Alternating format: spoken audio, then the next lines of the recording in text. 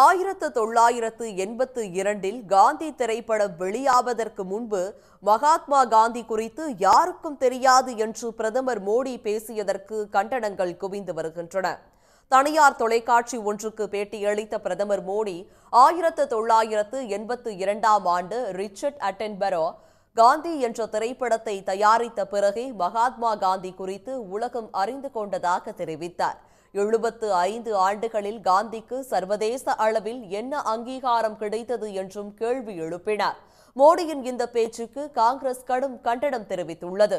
கடவுளே இவருக்கு புத்தியை கொடு என்று கூறி காங்கிரசின் எக்ஸ் பக்கத்தில் வெளியிடப்பட்டுள்ள பதிவில் மோடி விரைவில் குணமடைய வேண்டும் எனவும் தெரிவிக்கப்பட்டுள்ளது. RSS வாயிலாக உலக கண்ணோட்டத்தை அறிந்தவர்களுக்கு கோட்சேவை பற்றி மட்டுமே தெரியும் என்று ராகுல் காந்தி கண்டனம் தெரிவித்துள்ளார். உலகிற்கே உத்வேகமாக இருந்தவர் காந்தி என்றும் அவர் கூறியுள்ளார். शाखाओं में जिनकी वर्ल्ड व्यू बनती है वो गांधी जी को नहीं समझ सकते, वो गोडसे को समझते हैं, गोडसे के रास्ते को अपनाते हैं। गांधी जी पूरी दुनिया के लिए एक इंस्पिरेशन थे। Martin Luther king junior, Nelson Mandela, Albert Einstein, ये सब लोग गांधी से इंस्पायर हुए।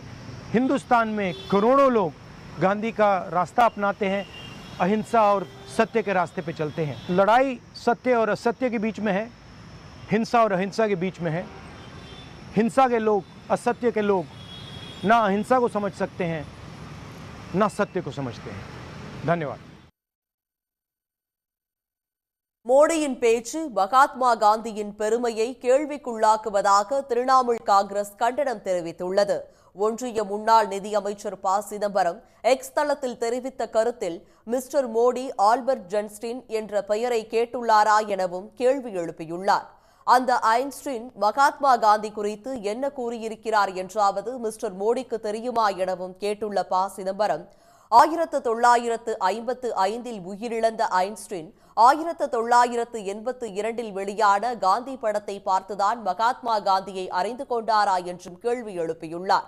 விடுதலை போராட்ட காலத்திலேயே சர்வதேச பத்திரிகைகளின் அட்டை படங்களை அலங்கரித்தவர் காந்தி என்று சமூக வலைதளங்கள் வாயிலாக மோடிக்கு கண்டனங்கள் குவிகின்றன.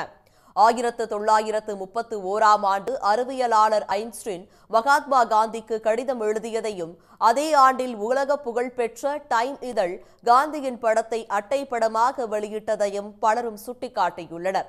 பல்வேறு நாடுகள் தபால் தலைகள் வெளியிட்டு மகாத்மா காந்திக்கு பெருமை சேர்த்ததையும் 1961 ஆண்டே லண்டனில் மகாத்மா காந்திக்கு சிலை வைக்கப்பட்டதையும் குறிப்பிட்டு பிரதமர் மோடிக்கு கண்டனம் தெரிவித்து வருகின்றனர். உடனுக்குடன் செய்திகளை தெரிந்து கொள்ள சன் நியூஸ் பெல் ஐகானை கிளிக் பண்ணுங்க.